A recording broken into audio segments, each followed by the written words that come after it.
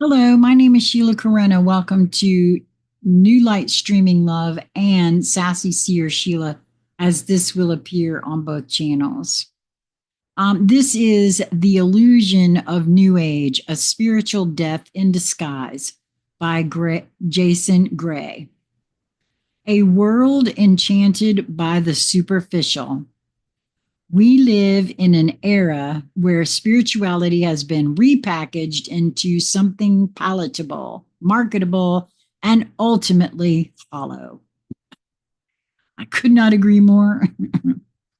The New Age movement, in its modern iteration, has become a carefully curated illusion, a realm where love and light are preached endlessly, where personal vibrations are monitored like stock prices.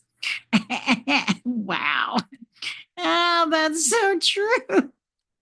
And where the most complex, ancient, and sacred spiritual truths have been diluted into social media sound bites and overpriced weekend retreats. This is not enlightenment. Oh, so true. This is not transformation. This is spiritual sedation. I could not agree more, Jason. Oh my God. I have gotten myself in so much trouble with light workers for this very reason. Oh my word. A great deception lingers in the air, like the artificial scent of lavender essential oils, promising peace without struggle, healing without confrontation, and enlightenment without effort. It is a movement built on the denial of reality, a carefully constructed mirage that seduces the masses into believing they are on a profound journey, when in truth, they are simply treading water in the shallows of their own being. I'd tread that water for a little while myself, not gonna lie. Not gonna lie. I knew something wasn't right. And that's what I saw the first thing. And I tried it and it didn't feel right either. I felt a little like the little boy who saw the emperor was wearing no clothes. And I wasn't too well received in a lot of circles. Wow. This is spiritual death, the slow and silent decay of the soul under the weight of its own unacknowledged darkness. This is why I called myself a dark worker rather than a light worker.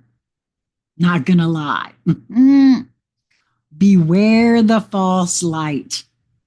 There are those who claim to be light workers, beings of love and harmony, shining their divine radiance upon the world. Yet many of them live in a curated state of avoidance. Too true. They refuse to acknowledge anything that might disturb the tranquility of their illusion.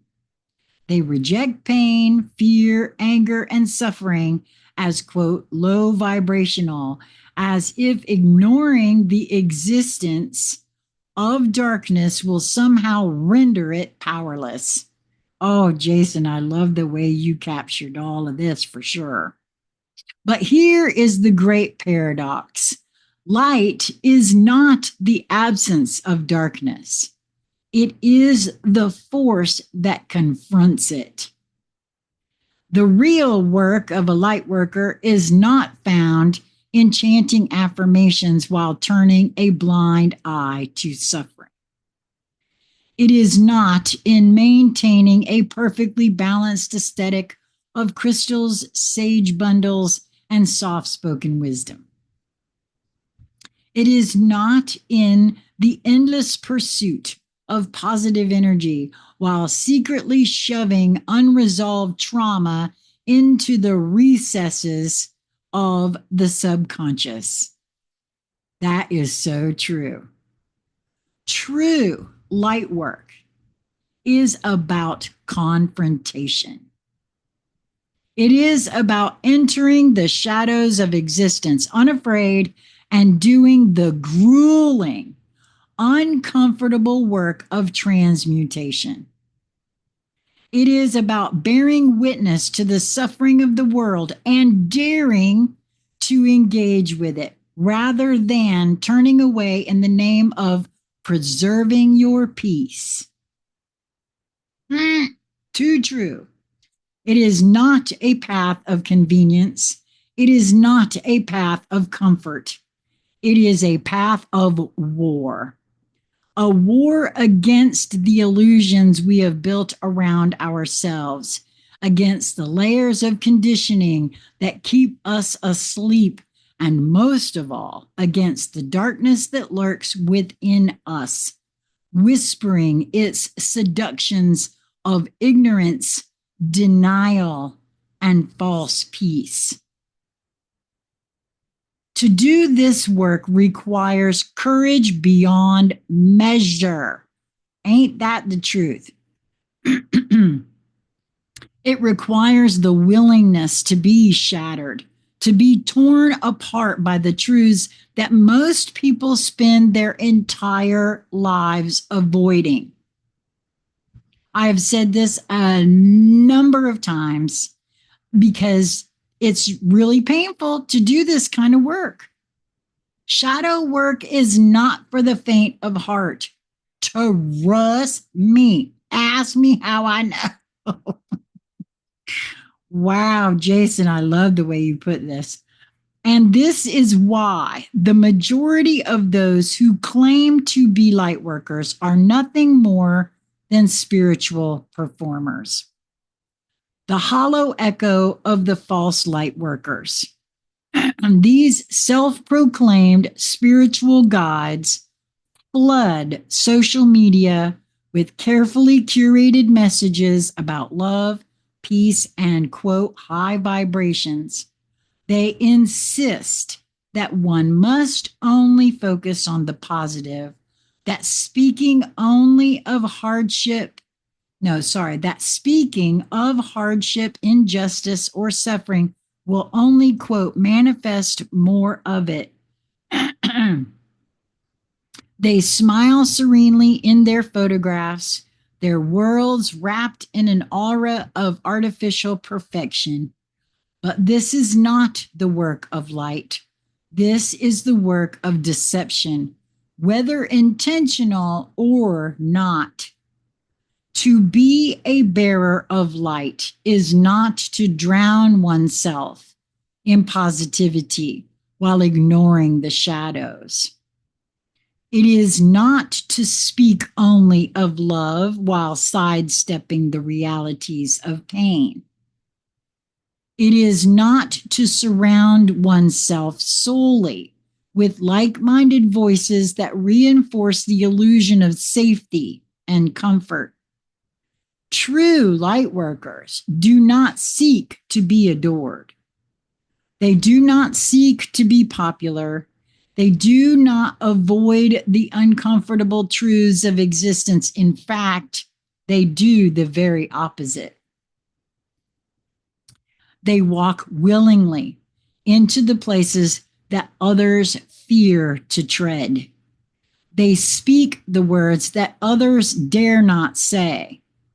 They bring light not only to the already illuminated, but to the places where darkness has long reigned unchecked.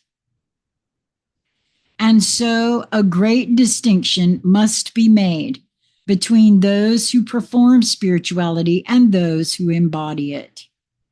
The former will offer you polished wisdom, comforting platitudes, and a safe space where nothing truly uncomfortable is ever discussed. The latter will ask you to look at yourself in ways that terrify you.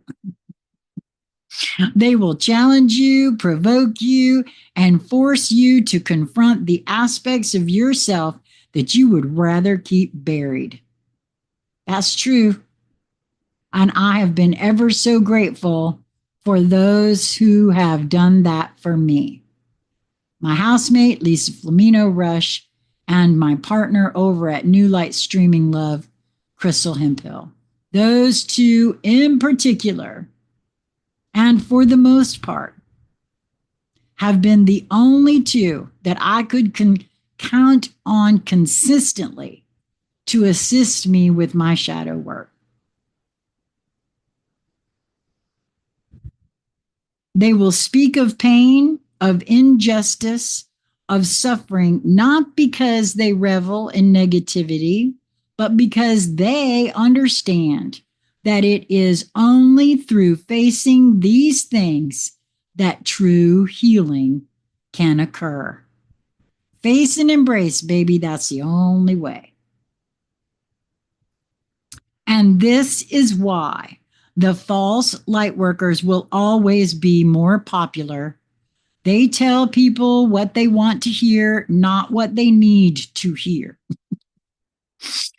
I know that's true. I'm telling you, I see that kind of stuff going on all the time. The great work, transmuting darkness. Real transformation is not comfortable. It is not gentle. It is not a leisurely stroll into enlightenment. It is violent. It is shattering. It is an annihilation of everything you thought you knew about yourself. Oh my God, Jason, you know you're right. It is a descent into your own personal underworld where you must come face to face with the demons you have spent your entire life running from. It is an excavation of buried pain, of unresolved wounds, of ancestral trauma that has been passed down through generations like an invisible curse. And it is in this darkness that true light is born. The process of transmutation, the alchemical art of turning lead into gold, is not metaphorical. It is literal.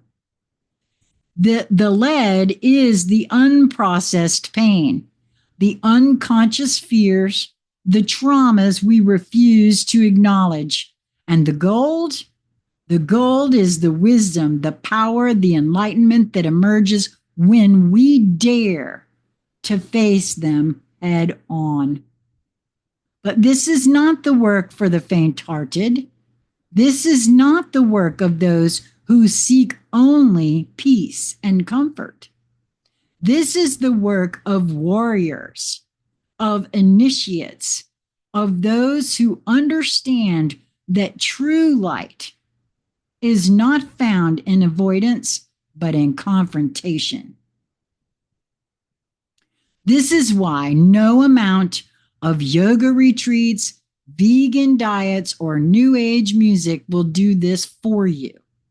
These things may be tools, but they are not the path itself. They cannot replace the deep, agonizing work of self-examination, of shadow integration, of dismantling the illusions that keep us enslaved. It is not enough to speak of love. One must walk through the fire of their own darkness to emerge reborn. The path of the true light worker. So what does it mean to be a true light worker in the world that has been deceived by the illusion of New Age spirituality? It means being willing to stand alone, to walk the path of truth, even when it makes others uncomfortable. And trust me, I know that feeling. And so does Lisa, and so does Crystal. Wow, Jason. It means being willing to challenge the narratives of love and light, when they are used to and used as an excuse for inaction and avoidance. It means stepping into the depths of your own soul and confronting everything that you have buried there.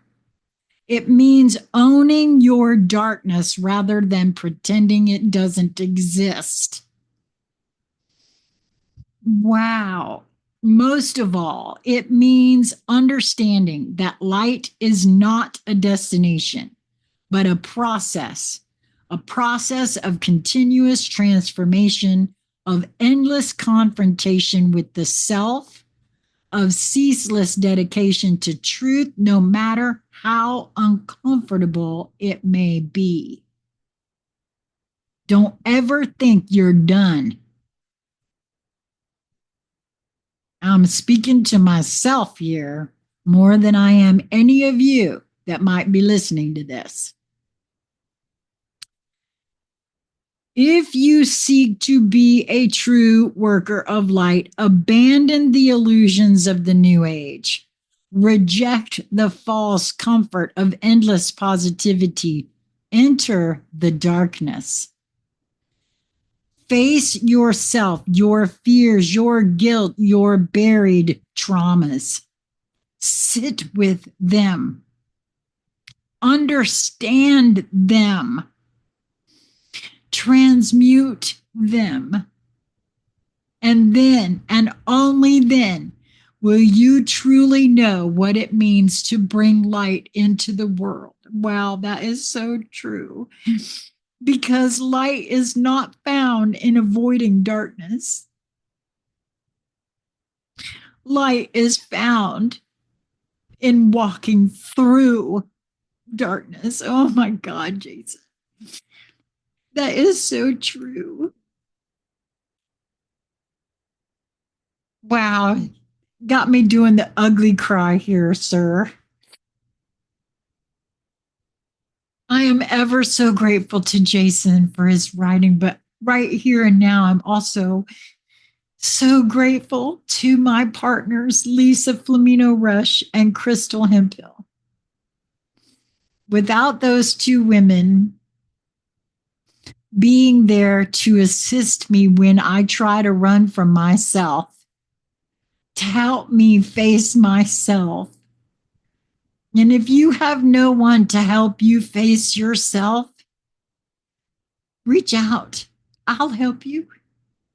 If they hadn't reached back to help me, I'll help you. Feel free to comment. Feel free to send me an email, consciousconversationscentral@gmail.com. I tried once before to start a club, sacred healing space, a sacred healing space. I wanted that so much in the physical. I wanted a place where people could come, where we could do that kind of work. And it just never happened because people couldn't get over themselves. Wow, Jason. I want that to happen still. But if we have to start online, we can start online. Hit me up, consciousconversationscentral@gmail.com. Until we meet again, my friends, be well. Wow, Jason.